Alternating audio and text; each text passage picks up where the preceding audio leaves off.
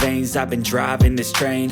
Years in this lane, there's no stopping this flame. Cause I came to the game and I changed it to play how I like, rearranged it to my own domain. Yeah, I got what it takes, made lots of mistakes, taking shots, skipping breaks, feeling lost, feeling great, popping off, singing straight, never stopped, never changed. All the squad here to play, and I've got something to say, yeah. Всем привет, ребята! Сегодня мы гуляем на старой, по старому городу, вот прям в самом сердце. Вон там вот старая площадь, но она сейчас на реставрации, поэтому я вам ничего не смогу там показать. Но мы погуляем по старому городу. Это мой муж. Сегодня давайте с вами поговорим на такую тему, как мы сюда перебрались, в Польшу, как мы приехали. Мы приехали сюда по учебе. Мы получили ученические визы с мужем. Мы студенты, еще и одногруппники, к тому же. Да. А дочку мы устроили в детский садик. Но пока что мы его не посещаем, так как... Пока что дочка не хочет идти в садик, ей пока трудно с языком, решили чуть-чуть с этим повременить. 3 года я готовилась к переезду в Польшу. Я обыскала весь интернет, но информации о Польше, правда, очень и очень мало. Поэтому мне пришлось очень сильно потрудиться, чтобы найти это. Я нашла бесплатное образование, бесплатную учебу. Мы с мужем поступили. Потом, когда у нас все было готово с нашей учебой, то смотрите, как прикольно висит платьице детское. Тут школа балета, видимо, да. Видите, школа балета. Вот. И получается, что когда мы уже с мужем подали документы, нас приняли, нам нужно выезжать, мы узнаем, что мы не можем взять с собой ребенка. Ей нужно тоже отдельное обоснование, чтобы приехать в Польшу. Видите, старая площадь на реставрации. Вот так вот это все выглядит. И реставрируют. Здесь меняют брусчатку, будет новая брусчатка, будут скамейки, какие-то зеленые уголки, как я поняла, сделают, я прочитала. Но людей все равно много, все ходят, смотрят, фотографируют. И на старой площади, вот вся старая площадь обнесена ресторанами. Когда мы с мужем приехали, вот было лето, мы приехали еще вечером, первый раз пришли на эту площадь. И вот здесь очень летом красиво, везде стоят столики, это очень и очень красиво. Все светится, все горит. Мы не знали, каким образом нам перевести ребенка в Польшу. И мы уже думали, что все, у нас ничего не получится.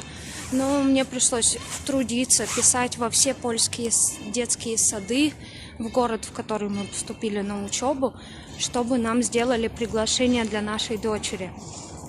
Когда приглашение было готово, я оформила все оставшиеся документы, мы поехали подавать на визу. Запись сделать нереально. Там даже на Авито, по-моему, на всяких вот этих сайтах продают места, время, услуги, в которых вы можете записаться в визовые центры. И стоит все это вроде бы недешево. Когда я была, там около 4000 стоило. А нам нужно было 3 визовые записи. 3 записи на визу. И получается, что мы нашли такую информацию, что в Москве в один день принимают без этой записи. И мы вот к 6 утра приехали в Москву, сидели, ждали открытия до 9 утра.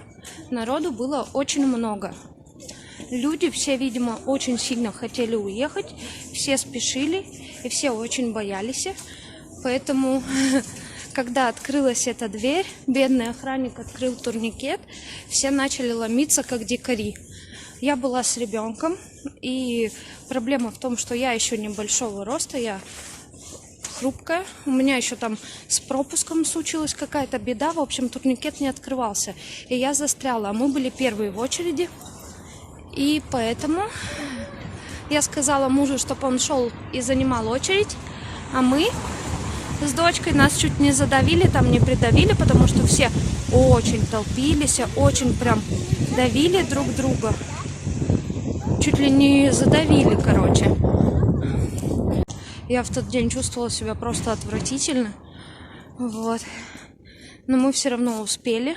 Мы прибежали с дочкой, успели в свою очередь, потому что если очередь пропустишь, все, больше ты не можешь попасть. Там все по времени.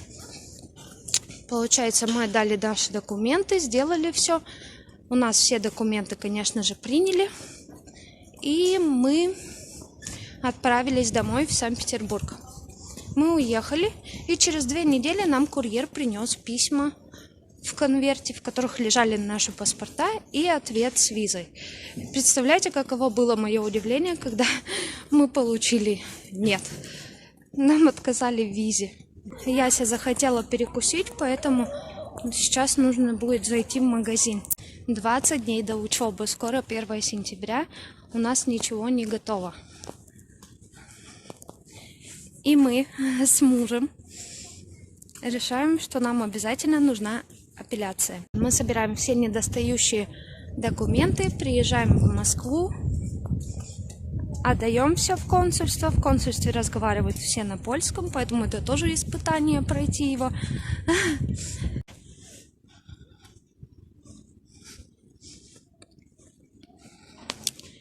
Так вот, получается, через 2 недели мой муж Антон отправляется в консульство, забирает все документы и звонит мне оттуда. Он говорит, было уже 25 августа. У нас, да. Смотрите, какая дверь. Классная, да? Вот. Он сказал, что у нас, да. Нам разрешили. Все документы готовы, и мы можем выезжать. И вот мы за 5 дней собрали все вещи. Когда муж приехал с положительным ответом из Москвы, за 5 дней мы собрали все вещи, собрались и поехали в Польшу. Дорога выдалась тоже очень интересной и увлекательной. Но в итоге 1 сентября мы все-таки добрались до Польши. Please tell me that I can't, that I won't, that I fail, that I'll never make it out, yeah. Please tell me all the bad, never good, fill my head full of every single doubt, yeah. Please say any negative thoughts, I pop off when I hear people say I cannot. I get off to the thought of proving everyone wrong, I won't stop to the top, so you better back off and get lost. I'ma stay loud, stay proud, never running out, never heading south. I'll be spreading out, call it word of mouth, can't put me down, I'll be getting loud. Сейчас идем домой. Давайте я вам так по пути еще расскажу немного интересного. Как добираться в Польшу? Слушайте, когда мы ехали, получается, билеты на самолет, их просто тупо не было. Просто не было в продаже, потому что мест нет. Все уезжают в сентябре. Все, мест нету. А которые были с пересадками, они были очень-очень дорогие. Там требовались тесты какие-то пройти, допустим, если ехать с пересадкой в Германии. Вот. То есть с тестами не камильфо, нам было снимать отели где-то в Германии, поэтому мы решили ехать напрямую. Мы с Питера вылетели в Калининград. Путь у нас был 2 часа.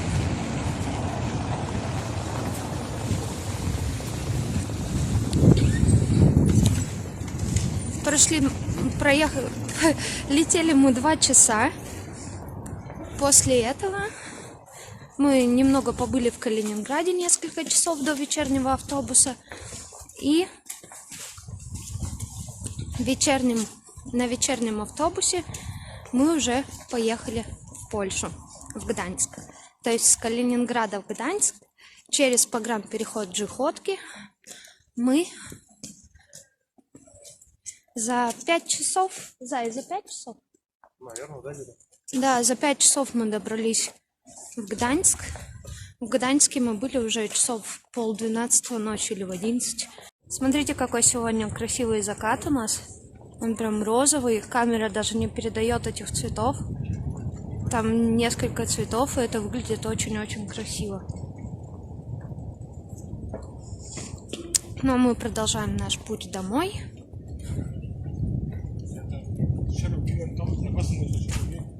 Так вот, за 5 часов мы были уже в Познани.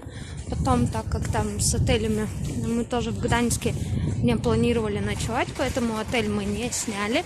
Нам пришлось провести ночь. Мы гуляли, в общем, по городу. И вечером мы уже утром в 5 утра мы сели на поезд скоростной. И через 4 часа мы были уже в Познани. Кстати, автобус из Калининграда в Гданьск 1500 на каждого всего лишь. Билет нам обошелся в 2000 на каждого на самолет. Поэтому это была супер экономная поездка вообще. Я даже по России летала намного дороже. А тут, я считаю, за границу за такие копейки мы переехали. Вот. Время в Польше 4:30. Люди начинают выходить на улицы города. И сейчас все выйдут и пойдут гулять. Это наша любимая площадь, как обычно. На этой площади у нас сегодня будет, знаете что?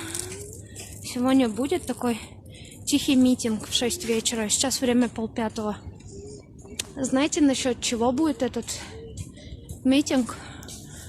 В Польше недавно приняли закон, что, получается, девушки не могут себе теперь делать аборты, даже если у них какие-то медицинские показания.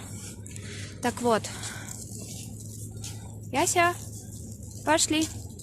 Трава супер зеленая сейчас. В этом законе указано, что девушки, даже если у них какие-то медицинские показания, они не могут себе сделать аборт, прерывание беременности. Так вот, на днях в городе Познань девушка не смогла себе сделать, не успела сделать себе аборт по медицинским показаниям, а ей было нельзя. В общем, я всю ситуацию так не знаю, но, в общем, эта девушка умерла. Так и не успели ничего сделать. И вот сегодня здесь будут в 6 собираться, ставить много свечей, много огней будет. Люди собираются. У многих плакаты, свечки. Там написано: ее тоже любили, ей тоже хотелось жить. С вот такими вот плакатами люди собираются, играет такая музыка очень медленная. И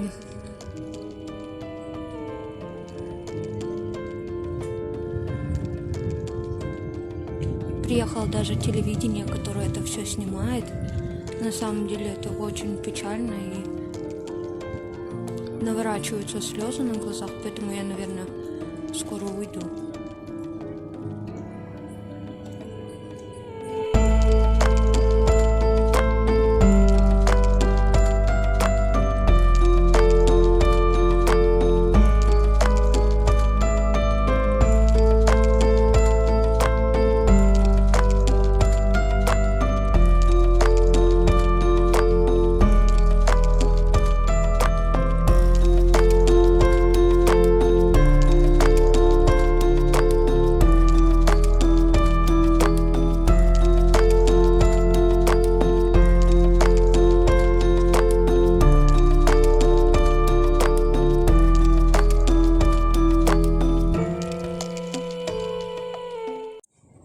В общем, я не дождалась начала мероприятия.